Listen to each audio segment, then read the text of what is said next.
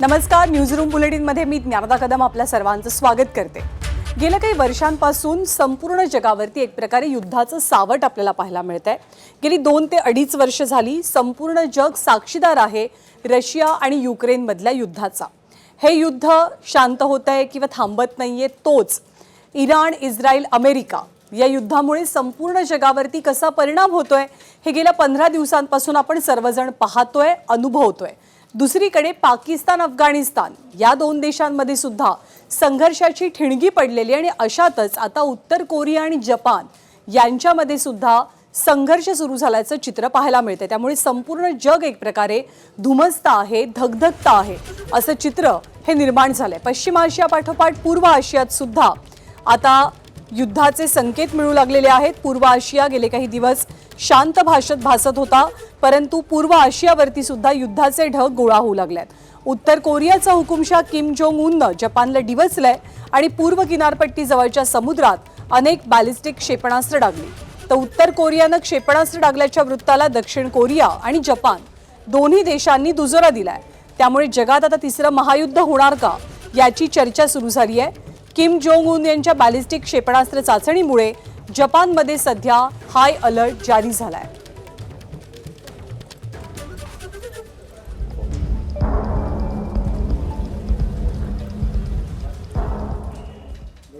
तर उत्तर कोरिया आणि जपान या 2 देशांमध्ये वादाची, संघर्षाची ठिणगी पडल्याचं चित्र पाहायला मिळतंय।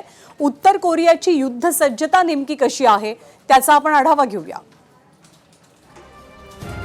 उत्तर कोरियाकडे लघु, मध्यम आणि दीर्घ पल्ल्याची आंतरखंडीय क्षेपणास्त्र आहेत। दीर्घ पल्ल्याची वॉसॉंग 15 आणि वॉसॉंग 17 ही क्षेपणास्त्र अमेरिकेच्या मुख्य भूमीपर्यंत थेट उत्तर कोरियातनं डागली तर पोहोचू शकतात। उत्तर कोरियाकडे काही क्षेपणास्त्रांना न्यूक्लिअर वॉरहेड बसवण्याची सुद्धा क्षमता आहे। अणुऊर्जेवरती चालणाऱ्या पाणबुडीवरही उत्तर कोरियाचं काम सध्या सुरू आहे। शत्रूची संरक्षण यंत्रणा भेदून लक्ष्याचा ठाव घेणारी हायपरसॉनिक क्षेपणास्त्र सुद्धा उत्तर कोरियाकडे आहेत।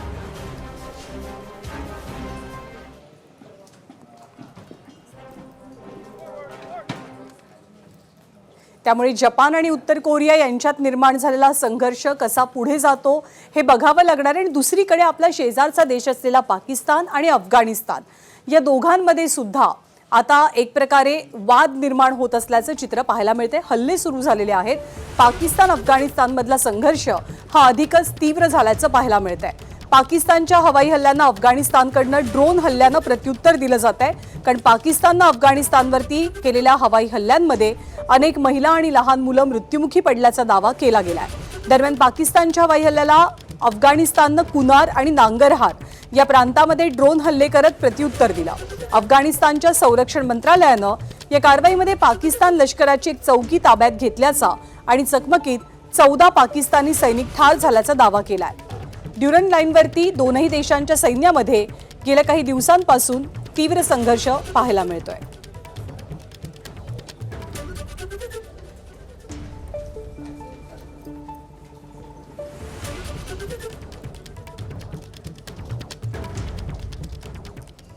आणि गेल्या 15 दिवसांपासून सातत्यानं युद्ध धुमसतंय आखाती देशांमध्ये। इराण विरुद्ध इस्रायल आणि अमेरिका असं चित्र दिसत असताना आणि आतापर्यंत केवळ क्षेपणास्त्र डागून हे युद्ध सुरू असताना आता मात्र अमेरिका इराणच्या भूमीवरती प्रत्यक्षपणे लष्कर उतरवण्याचा प्रयत्न करू पाहते का असं चित्र निर्माण झालेलं आहे। कारण अमेरिकेचे अनेक जवान हे आता इराणच्या दिशेनं कूच करू लागलेले आहेत। त्यामुळे अमेरिकेचा इराणमध्ये थेट लष्कर शिरवण्याचा प्रयत्न तर नाही ना याची चर्चा रंगतेय। अमेरिकेचे 2200 पेक्षा अधिक कमांडोज आखाताकडे रवाना झालेत। 2200 कमांडोज आणि US त्रिपोलीसह 3 मोठ्या युद्धनौका अमेरिकेतनं आखाताकडे मरीन एक्सपिडिशन युनिट अंतर्गत रवाना झाल्यात। ABC न्यूजच्या वृत्तानुसार अमेरिकन नौदलाच्या अॅम्फिबियस जहाजांवरती पाठवलेली युनिट म्हणजे 31वी मरीन एक्सपिडिशनरी युनिट आहे। ही युनिट साधारणपणे जपानमध्ये तैनात असते। अमेरिकेच्या इंडो पॅसिफिक कमांड अंतर्गत इंडो पॅसिफिक प्रदेशामध्ये ती काम करते। या युनिटमध्ये अत्याधुनिक विमानांचा सुद्धा समावेश आहे।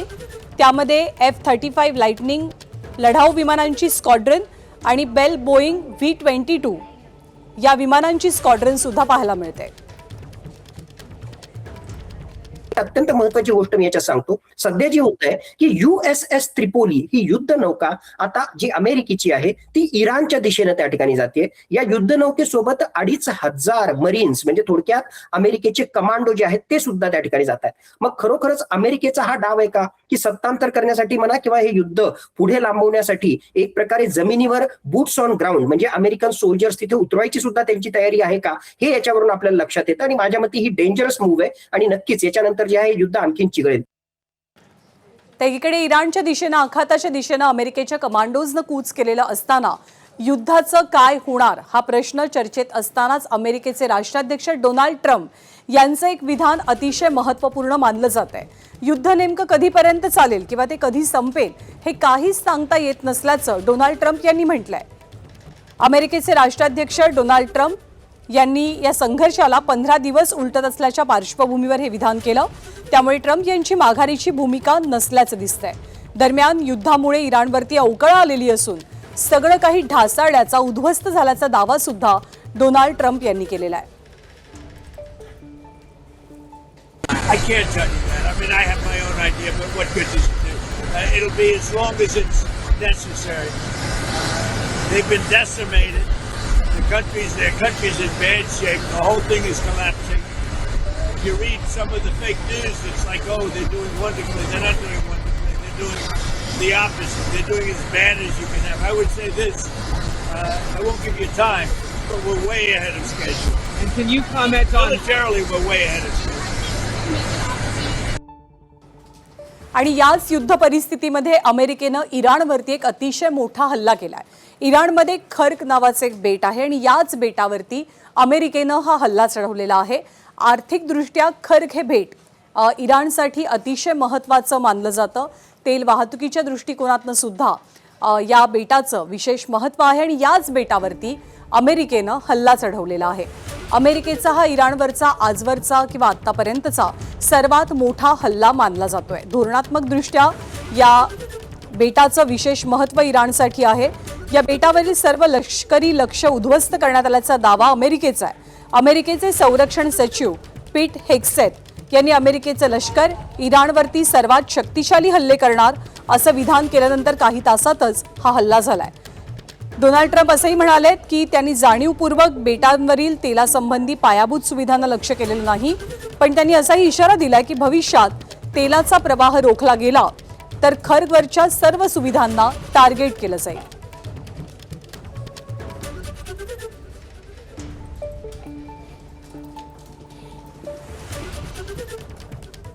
तर ज्या खर्क बेटाला अमेरिकेनं टार्गेट केले, अमेरिकेनं जिथे हल्ला केलेला आहे त्या खर्क बेटाला इराणच्या अर्थव्यवस्थेचा मुकुटमणी नेमकं का म्हटलं जातं आपण पाहूया. हे बेट धोरणात्मकदृष्ट्या इराणसाठी विशेष महत्त्वाचं आहे. हे बेट म्हणजे इराणचे एक प्रकारे क्राऊन ज्वेल मुकुटमणी मानलं जातं. ते इराणच्या किनारपट्टीपासून अंदाजे 25 किलोमीटर अंतरावर आहे. पर्शियन आखातातील अतिशय मोक्याचं आणि तेलसमृद्ध बेट म्हणजे खर्क बेट. इराणच्या एकूण तेल निर्यातीपैकी तब्बल 90% निर्यात ही याच बेटावरनं केली जाते. दररोज 70 लाख बॅरल तेल वाहून नेण्याची क्षमता असलेलं हे तेल टँकर टर्मिनल आहे. या बेटावरची तेल साठवणुकी क्षमता तब्बल 3 कोटी बॅरल्सची आहे. 1960च्या दशकापासून तेलाची साठवणूक आणि जहाजांवरती लोडिंगची या खर्क बेटावरती सोय उपलब्ध आहे. बेटाच्या सभोवतालचं पाणी अतिशय खोल आहे, त्यामुळे इथे मोठे तेल टँकर सहज थांबू शकतात. इसवी सन पूर्वच्या 5व्या शतकातील पुरातत्व स्थळं आणि जुनी थडगी सुद्धा या बेटावरती आढळून आली आहे.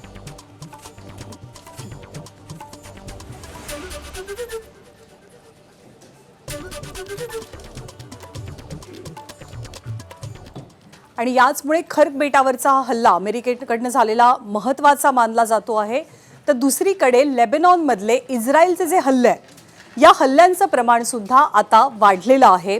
इस्रायलनं लेबनॉनवरचे हल्ले, हमासच्या विविध तळांवरचे हल्ले हे अधिक तीव्र केलेले आहेत. त्यामुळे एकीकडे इराणला टार्गेट केलं जाते, दुसरीकडे इस्रायलकडनं लेबनॉनमधले हल्ले सुद्धा आता वाढवले जात आहेत. राजधानी बैरूत आणि दक्षिण लेबनॉनमध्ये इस्रायलनं 1100 ठिकाणी हल्ले केलेत, ज्यामुळे हिजबुल्लाचे 380 पेक्षा अधिक दहशतवादी ठार झाल्याचा दावा केला जातोय.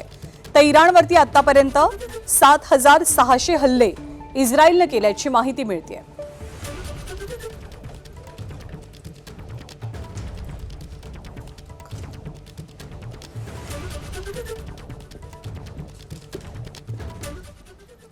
आणि या सगळ्या हल्ल्यादरम्यान, या सगळ्या युद्धादरम्यान पहिल्याच दिवशी युद्धाच्या म्हणजे 28 तारखेला 28 फेब्रुवारीला अयातुल्ला खामेनी यांचा मृत्यू झाला, ते मारले गेले. त्यानंतर ज्या मोज्तबा खामेनी यांनी सगळी सूत्र आपल्या हातामध्ये घेतली इराणची, त्याच मोज्तबा खामेनी यांच्याबद्दल जे माहिती देतील त्यांना अमेरिकेनं आता इनाम जाहीर केलेलं आहे. केवळ मोज्तबा खामेनी नाही तर इतर वरिष्ठ अधिकाऱ्यांच्या विरोधात जे माहिती देतील त्यांना मोठ्या बक्षिसाची घोषणा केली जाते. मोज्तबा खामेनी आणि इस्लामिक रेव्होल्युशनरी गार्ड कॉर्प्सशी संबंधित अधिकाऱ्यांची माहिती देणाऱ्यांना अंदाजे 92.60 कोटी रुपयांपर्यंतचं बक्षीस देण्याची घोषणा करण्यात आली आहे. अमेरिकेच्या परराष्ट्र विभागाच्या रिवॉर्ड्स फॉर जस्टिस या कार्यक्रमाअंतर्गत शुक्रवारी ही घोषणा झाली आहे. $1 कोटी म्हणजे जवळपास 100 कोटी रुपयांचं 92 कोटी रुपयांचं बक्षीस माहिती देणाऱ्याला दिलं जाणार आहे.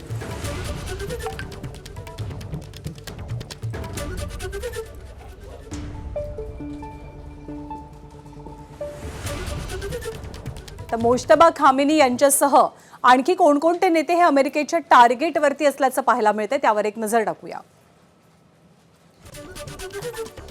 10 इराणी नेत्यांवरती $1 कोटी बक्षीस आहे. मोज्तबा खामेनी, त्याचबरोबर मोज्तबा यांचे सल्लागार अली असगर हेजाजी, लष्करचे प्रमुख आहेत, उपप्रमुख आहेत ते, त्याचबरोबर अली लाजिरानी जे राष्ट्रीय सुरक्षा परिषदेचे इराणचे सचिव आहेत. त्यापाठोपाठ नाव आहे याह्या रहीम सफावी यांचं, जे लष्करी सल्लागार आहेत. इराणचे गृहमंत्री एस्कंदर मोमेनी, इराणचे संरक्षण मंत्री इस्माईल खतीब आणि संरक्षण मुख्यालयाचे प्रमुख, सोबतच सुरक्षा परिषदेचे सचिव आणि IRGCचे कमांडर यांची माहिती देणाऱ्या नेत्यांवरती $1 कोटी बक्षीस अमेरिकेनं घोषित केलंय.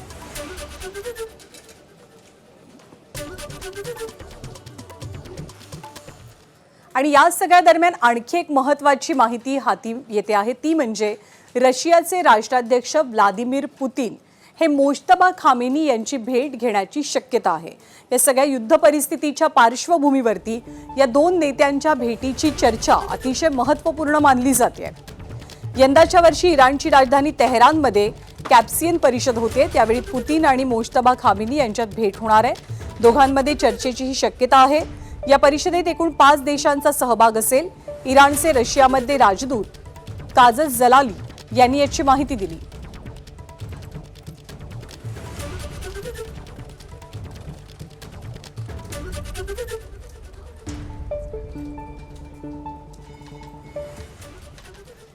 एकीकडे ही सगळी परिस्थिती असताना दुसरीकडे हल्ल्यांचं सत्र काही थांबलेलं नाहीये. अमेरिकेकडनं इराणवरती किंवा इस्रायलकडनं इराणवरती होणारे जे हल्ले आहेत ते दिवसेंदिवस सातत्यानं वाढत असल्याचं चित्र हे आपल्याला पाहायला मिळतं आहे. हल्ल्यांची तीव्रता अजूनही कमी झालेली नाहीये. इराणनं इस्रायलवरती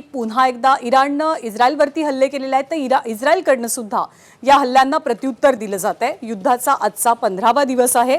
इराणच्या लष्करानं इस्रायलचे हवाई तळ आणि देशांतर्गत सुरक्षा यंत्रणा शिन बेटच्या मुख्यालयावरती ड्रोन हल्ले केल्याचा दावा केला. इराणनं रात्रीच्या सुमारास केलेल्या क्षेपणास्त्र हल्ल्यांमुळे तेल अवीवसह लेबनॉनच्या सीमावर्ती भागात राहणाऱ्या इस्रायली नागरिकांना सुरक्षित ठिकाणी धाव घ्यावी लागली.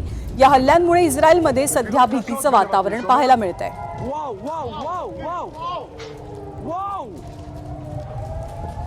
הכל נופל לנבטים, אני אומר לך מתקפה אחת החזקות. אימא'לה, זהו, למקלט. טוב, באו.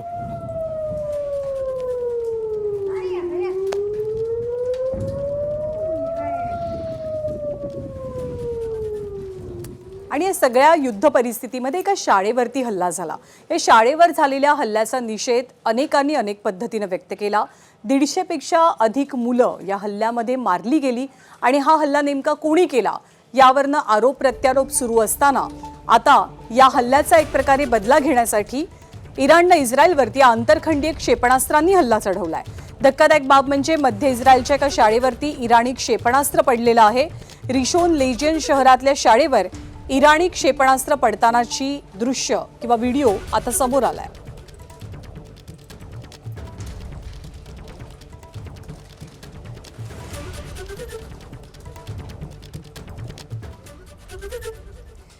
आणि या सगळ्या हल्ल्याच्या दरम्यान बगदादमधल्या ग्रीन झोनमध्ये अमेरिकेचं कार्यालय आहे आणि त्याच कार्यालयावरती सुद्धा हल्ला झाल्याची माहिती मिळते. सुदैवाने हल्ल्यामध्ये कुणीही जखमी झालेलं नाहीये. दूतावासातल्या हल्ल्यामुळे मात्र मोठी खळबळ माजलेली आहे.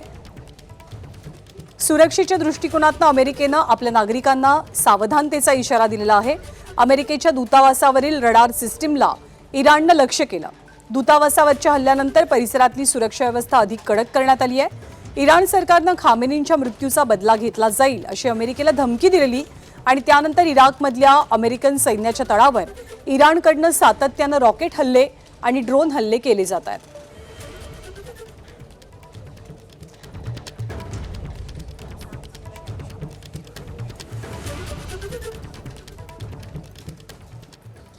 तर सौदी अरेबियामधल्या शारजामध्ये इराणी क्षेपणास्त्रांनी अमेरिकेच्या तेलवाहू जहाजाला टार्गेट केलेलं आहे. हॉर्मुझची सामुद्रधुनी ही आधीच निषिद्ध करण्यात आलेली आहे. तिथून कोणतीच वाहतूक सुरू नाहीये आणि अशा परिस्थितीत अमेरिकी तेलवाहू टँकरला कशा पद्धतीने टार्गेट केलं गेलं त्याची दृश्य समोर आली आहेत. या हल्ल्यामध्ये अमेरिकी टँकरचं मोठं नुकसान झालंय. जीवितहानीबद्दलची माहिती समोर आलेली नाहीये. या हल्ल्यानंतर तातडीनं स्थानिक कोस्टगार्ड आणि सुरक्षा यंत्रणांनी धाव घेत या आगीवर नियंत्रण मिळवण्याचा प्रयत्न केला.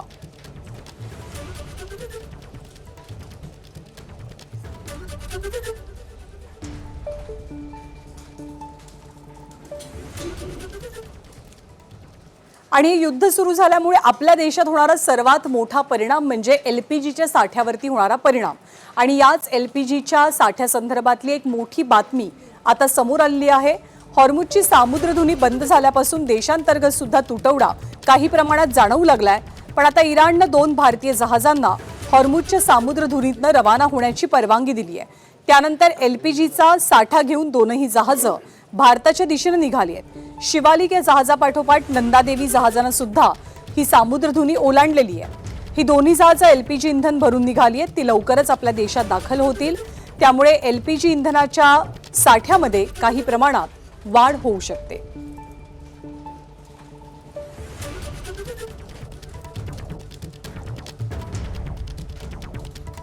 दरम्यान राज्यातल्या आणि देशातल्या एलपीजी गॅस संदर्भात राज्याचे मुख्यमंत्री देवेंद्र फडणवीसांनी महत्त्वपूर्ण विधान केलेलं आहे. कुठे गॅसचा तुटवडा सध्या जाणवत नाहीये आणि त्यामुळे नागरिकांनी रांगा लावू नका असं आवाहन देवेंद्र फडणवीसांनी केलंय. तर काँग्रेसकडनं मुद्दाम लोकांमध्ये भीती पसरवण्याचा प्रयत्न सुरू असल्याचा आरोपही मुख्यमंत्र्यांनी केला. काँग्रेसच्या नेत्यांनी जे पॅनिक तयार केलेलं आहे त्या पॅनिकमुळे हे चाललेलं आहे. मोठ्या प्रमाणात जाणीवपूर्वक लोकांमध्ये पॅनिक तयार करण्याचं षडयंत्र हे काँग्रेस पार्टीने केलेलं आहे. वारंवार देशाच्या सरकारने, मंत्रालयांनी, सचिवांनी हे सांगितलेलं आहे की घरगुती गॅस कुठेही तुटवडा आपल्याकडे नाही. ऑइल, पेट्रोल, डिझेल कुठेही तुटवडा आपल्याकडे नाही. पाहिजे तेवढं सगळं आपल्याकडे आहे. त्याचं कुठलंही रेशनिंग देखील करण्यात आलेलं नाही आहे. पण जाणीवपूर्वक लोकांना भडकवायचं आणि रांगा लावायच्या हे षडयंत्र आहे. आणि अशा टंचाईच्या परिस्थितीमध्ये किंवा युद्धाच्या परिस्थितीमध्ये जेव्हा एलपीजी संदर्भात वेगवेगळ्या शक्यता किंवा शंका कुशंका उपस्थित केल्या जात आहेत त्याच वेळेला सायबर भामट्यांकडनं लोकांना लुबाडण्याचे प्रयत्न सुद्धा मोठ्या प्रमाणात सुरू असल्याचं चित्र दिसतंय. घरगुती गॅसची जोडणी कापली जाण्याची भीती दाखवत मुंबईकरांना गंडा घालणं सुरू आहे. विलेपार्ले पूर्वेतील चिंतन छेडा नावाच्या एका गृहस्थांना 70,000चा गंडा घातला गेला. तुमचं बिल थकीत आहे त्यामुळे गॅस जोडणी कापली जाईल अशी भीती दाखवत ही फसवणूक झाली. आतापर्यंत अनेक मुंबईकर या बतावणीला किंवा भूलथापांना बळी पडल्यात. गॅसचा तुटवडा लक्षात घेता महानगर गॅस जोडणी कापली जाईल अशी भीती दाखवत मुंबईकरांची फसवणूक केली जाते. महानगर गॅस लिमिटेडमधून बोलत असल्याचा बनाव करून कधी थकीत बिलाचा बहाणा करत तर कधी बिल अपडेट करा अन्यथा जोडणी बंद होईल अशी भीती घालत सामान्यांची फसवणूक सुरू आहे. ग्राहकांना APK फाईल त्यांच्या मोबाईलमध्ये येते आणि ते डाउनलोड करायला भाग पाडून त्यांच्या मोबाईलचा ताबा घेऊन अशी फसवणूक होते. मुंबईतल्या विविध पोलीस स्थानकात या पद्धतीच्या गुन्ह्यांची नोंद आहे आणि यामध्ये वृद्धांची सर्वाधिक फसवणूक केली जात असल्याचं समोर येत आहे.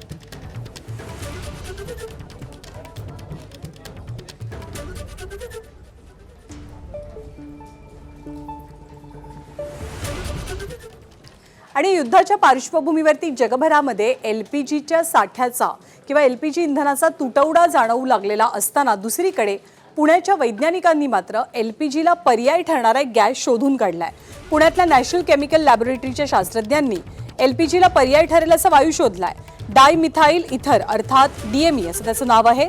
एनसीएलचे शास्त्रज्ञ डॉक्टर तिरुमलाई स्वामी आणि त्यांच्या टीमनं तब्बल 20 वर्षे संशोधन करून हा वायू तयार करण्यासाठी लागणारं उत्प्रेरक शोधलंय. त्यापासून तयार झालेल्या डीएमई गॅसचं व्यावसायिक वापरासाठी उत्पादन करण्यात त्यांना यश मिळालंय. सध्या पायलट प्रोजेक्टच्या अंतर्गत रोजच्या रोज 250 किलो प्रमाणात वायू तयार होतोय. गॅसचं मोठ्या प्रमाणात उत्पादन झाल्यास तो एलपीजीमध्ये 8% मिसळता येईल. त्यामुळे इंधनासाठी इतर देशांवरती असलेलं अवलंबित्व कमी होण्यास मदत होईल. मोठ्या प्रमाणात उत्पादन झालं तर या गॅसची किंमत ही एलपीजी पेक्षा सुद्धा कमी असेल. युद्धामुळे आपल्या राज्याच्या विविध सेक्टरवरती कसा परिणाम होतोय हे यानंतरच्या बुलेटिनमध्ये आपण जाणून घेणार आहोत. गॅस टंचाई आहे आणि गॅस टंचाईच्या झळा शिर्डीच्या साई भक्तांना जाणवू लागल्यात. गॅसच्या टंचाईमुळे साई भक्तांना 2च्या ऐवजी 1च लाडू प्रसाद पाकिटातून देण्याचा निर्णय मंदिर समितीनं घेतला. पण गॅस टंचाईची तीव्रता केवळ लाडवांपुरती मर्यादित न राहता ती आता साई भक्तांना मिळणाऱ्या प्रसादापर्यंत पोहोचली आहे. सद्य परिस्थितीमुळे आता साई प्रसादालयात भाविकांना मिळणाऱ्या महाप्रसादात मोठा बदल झालाय. प्रसादाच्या थाळीमध्ये आता 2 भाज्यांच्या ऐवजी केवळ 1 भाजी, चपाती आणि डाळ भाताच्या ऐवजी खिचडी दिली जाणार आहे. युद्ध संघर्ष परिस्थितीमुळे निर्माण झालेल्या गॅस टंचाईच्या पार्श्वभूमीवर साई संस्थाननं हा मोठा निर्णय घेतलाय.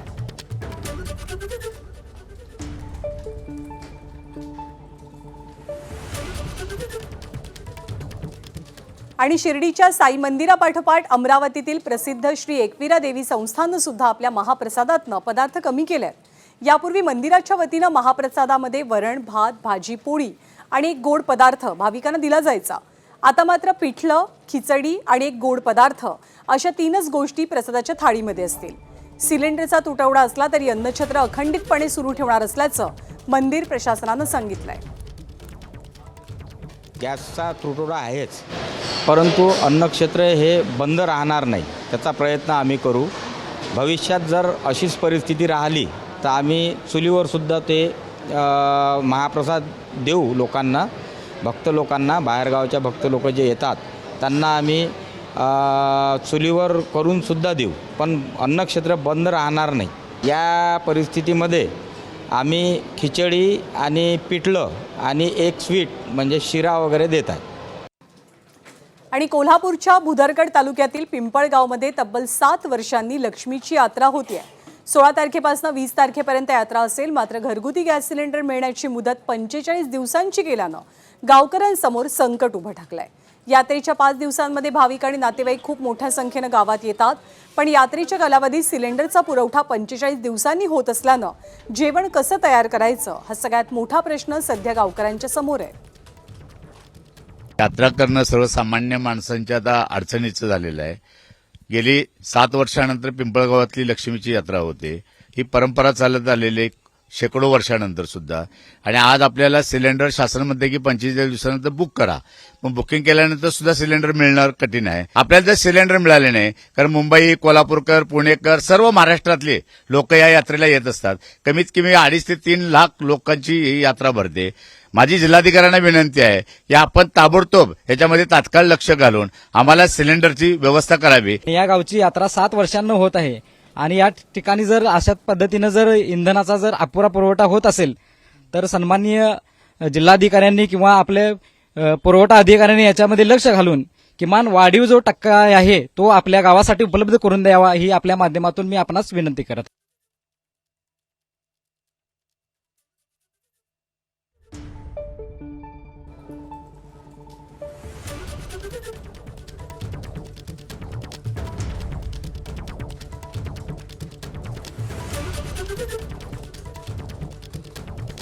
तर यात्रोत्सवाला सुद्धा सध्या फटका बसतो या टंचाईचा. गॅस असं चित्र आहे.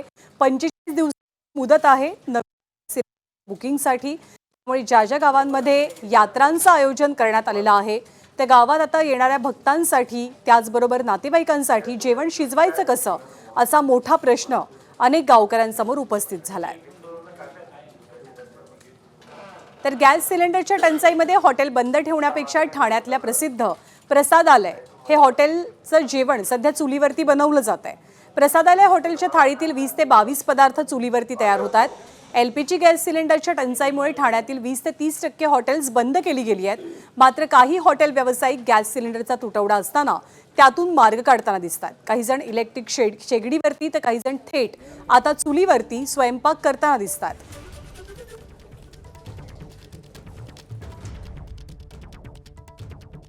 इथे आपण 5 चुली लावलेल्या आहेत. 3 आपल्या भाज्यांसाठी आहेत आणि 2 तिकडे चपात्यासाठी लावलेले आहेत. बरं. गॅस आणि शेवटी चुलीवरती तो वेळेचा एक फरक पडतोय. साहजिकच इकडे वेळ थोडा जास्त लागतोय, परंतु काहीतरी पर्याय आपण काढलाच पाहिजे. त्या उद्देशानं आज आम्ही ते येऊरला सगळं प्रसादालयाचं किचन सेट केलेलं आहे. पदार्थ कमी केले तुम्ही? पदार्थ कमी नाही केले, पदार्थ तेवढेच आहेत. आणि अहिल्यानगरमधल्या संगमनेर MIDCतल्या उद्योगांना व्यावसायिक गॅस मिळत नसल्यानं उद्योग अडचणीत आले. तर दुसरीकडे कामगारांना सुद्धा स्वयंपाक करण्यासाठी गॅस सिलेंडर उपलब्ध नसल्यानं त्यांचे हाल होत आहेत. परिणामी कर्मचाऱ्यांवरती चुलीवर स्वयंपाक करण्याची वेळ आली आहे. आखातातल्या युद्धाचा दुहेरी मार इथल्या कर्मचाऱ्यांना सहन करावा लागतोय. गॅस टंचाईमुळे एकीकडे कंपनीत काम ठप्प झालंय तर स्वयंपाक करता येत नसल्यानं खाण्यापिण्याच्या अडचणी वाढल्यात. या अवघड परिस्थितीमुळे अनेक परप्रांतीय कामगार आपल्या घराकडे जाण्याची तयारी करतात.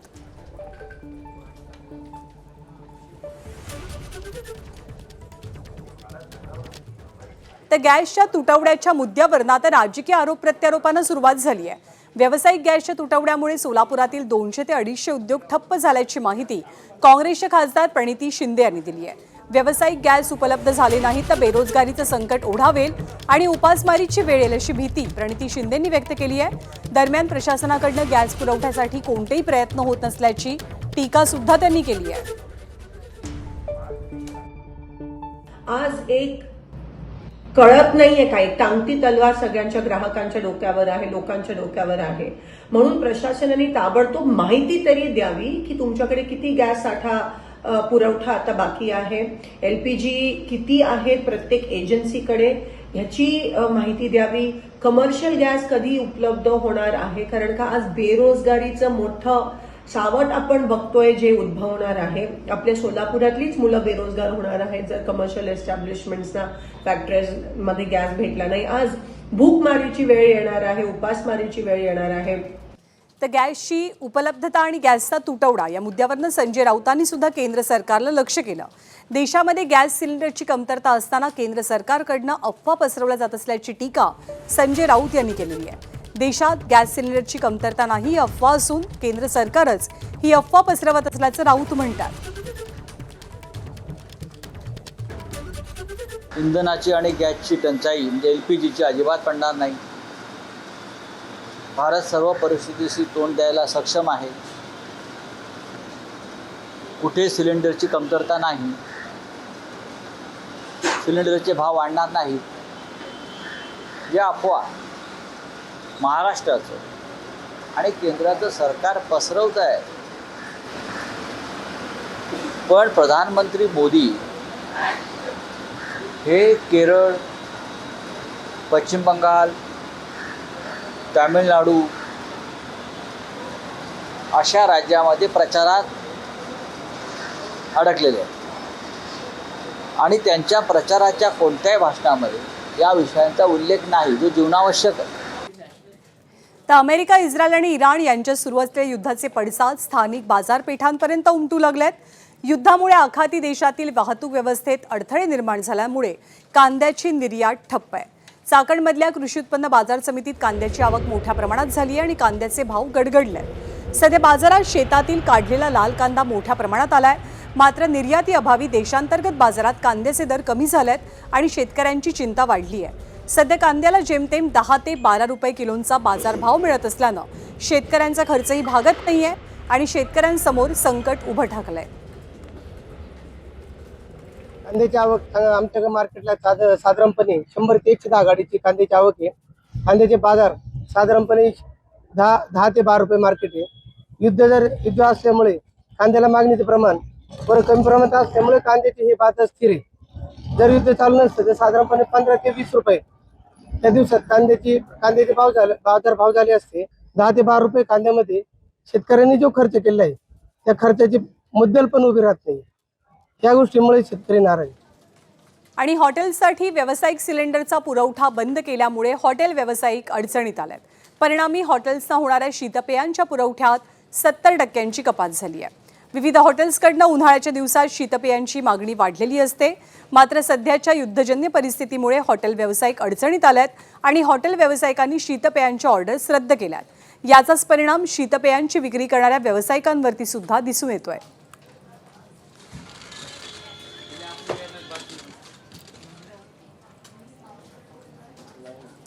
ताखाती देशातल्या युद्धामुळे बीडच्या आनंदवाडी शिवारातील केळी उत्पादकांवरती संकट ओढावलंय. एकीकडे केळीची निर्यात बंद झाल्यामुळे केळी झाडावरतीच खराब होऊ लागली, तर दुसरीकडे स्थानिक बाजारपेठेत केळी उत्पादकांना अल्प दरात केळ्यांची विक्री करावी लागते. त्यामुळे उत्पन्न तर सोडाच, पण केळीच्या लागवडीचा खर्च निघणं सुद्धा अवघड बनलंय. केळीला चांगला भाव मिळत असतानाच युद्धजन्य परिस्थितीमुळे केळी कमी भावात विकण्याची वेळ आल्यानं केळी उत्पादकांनी नाराजी व्यक्त केली आहे. निर्यात बंदी आल्यामुळे आमचं भरपूर नुकसान झालेलं आहे. 20 ते 22 लाख रुपयाचं नुकसान झालेलं आहे. आणि सध्या लोकलचे व्यापारी असं म्हणजे भरपूर मान देऊन पण नेत नाहीत आणि कमी भाव मागत आहेत, म्हणजे पाडून मागत आहेत आम्हाला. असं भरपूर नुकसान झालेलं आहे. 20 ते 22 लाख रुपयाचं 3 भावाचं आमचं आत्तापर्यंत नुकसान झालेलं आहे. तर बीड पाठोपाठ धुळे जिल्ह्यातल्या केळी उत्पादक शेतकऱ्यांवरती सुद्धा दुहेरी संकट आहे. एकीकडे युद्ध परिस्थितीमुळे केळीला भाव नाहीये, तर दुसरीकडे उन्हाचा कडाका वाढल्यानं केळीचं पीकच धोक्यात आलंय. भारतातल्या केळीला मोठ्या प्रमाणात मागणी असताना केवळ युद्धाच्या नावानं व्यापारी मनमानी पद्धतीनं भाव कमी करत असल्याचा आरोप धुळे जिल्ह्यातल्या केळी उत्पादक शेतकऱ्यांनी केलाय. दरवर्षी 1700 ते 2000 रुपयांपर्यंत केळीला दर मिळतो, पण यंदा हा दर 800 ते 1000 रुपयांपर्यंत खाली आलाय.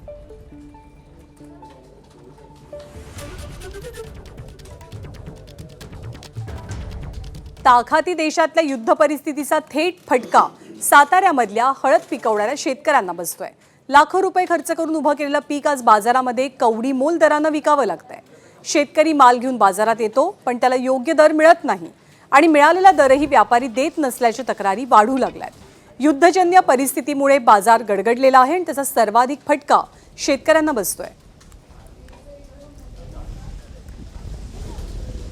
आणि युद्धामुळे आखाती देशांच्या ऐवजी सोलापुरातल्या द्राक्षांची युरोपात निर्यात होते. या द्राक्षांना UK आणि US मध्ये चांगली मागणी असल्याचं शेतकऱ्यांचं मत आहे. त्यामुळे सोलापुरातल्या व्यापाऱ्यांनी सध्या पर्यायी बाजारपेठ उपलब्ध झाल्यामुळे समाधान व्यक्त केलंय.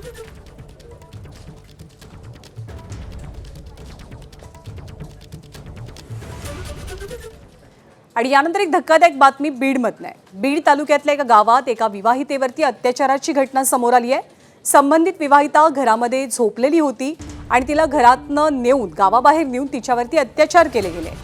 अत्याचारानंतर पीडित महिलेला गावच्या चावडीवरच्या खांबाला बांधून ठेवण्यात आलं.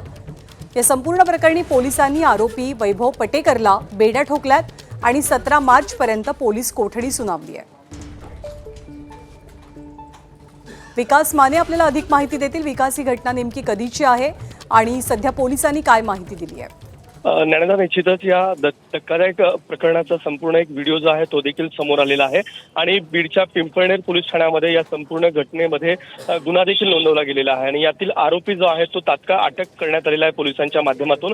17 तारखेपर्यंत याला पोलीस कोठडी जी आहे ती देखील सुनावली गेलेली आहे. परंतु या घटनेनंतर सध्या बीडमध्ये खळबळ देखील उडाल्याचं प्राथमिकदृष्ट्या पाहायला मिळत आहे. पिंपळनेर पोलिसांसह पिंक पथक जे आहे ते देखील या संपूर्ण घटनेमध्ये अधिक तपास जो आहे तो केला जातो आहे. त्या महिलेची अधिक विचारपूस जी आहे ती देखील केली जाते आहे. अतिशय गंभीर प्रकार आहे आणि याची दखल जी आहे ती आता पोलीस प्रशासनाच्या माध्यमातून घेतली जाते आणि अधिकचा तपास सध्या सुरू आहे.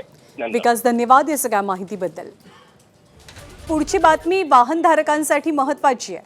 जर तुम्ही वारंवार राष्ट्रीय महामार्गावरनं प्रवास करत असाल आणि वार्षिक टोल पास वापरत असाल तर तुमच्या खिशावरती अतिरिक्त भार पडणार आहे, कारण 1 एप्रिलपासून राष्ट्रीय महामार्गांवरील वार्षिक टोल पास महाग होणार आहे. भारतीय राष्ट्रीय महामार्ग प्राधिकरणानं वार्षिक टोल पासची किंमत वाढवली आहे. 1 एप्रिल 2024 पासून वाहन चालकांना या पाससाठी 3,000 रुपयांच्या ऐवजी 3,075 रुपये मोजावे लागतील. फास्टॅगचा पास 75 रुपयांनी महाग होतोय.